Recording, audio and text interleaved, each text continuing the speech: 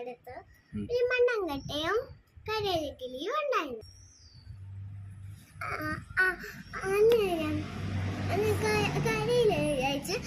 കരയിൽ മണ്ണാങ്കട്ടയെന്ന് വിചാരിച്ച് ഞങ്ങള് ഇവിടെ പോയി. എവിടെ നമ്മ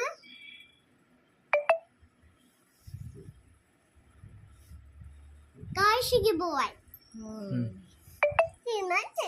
അപ്പം കരയിലക്കിളിയും മണ്ണാങ്കട്ടയും പോയി. അവൻ കുറെ നടന്നു കഴിഞ്ഞപ്പോൾ കാറ്റ് മണ്ണാങ്കട്ട കയ്യിലെ മണ്ടയ്ക്ക് കയറിയിരുന്നു നിന്ന് പോയി. അപ്പൊ കുറെ ദൂരെ നടന്നിരുന്ന ഒരു മഴ വന്നു. കയ്യിലേക്ക് മണ്ണാങ്കട്ടയുടെ പുറത്തിരുന്നു. അപ്പം കുറെ ദൂരം കഴിഞ്ഞപ്പോൾ ഒരു മഴയും കാറ്റും വന്നു.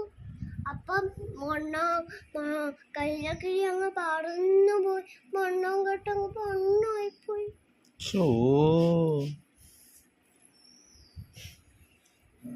വേറൊരു കഥയുണ്ട്.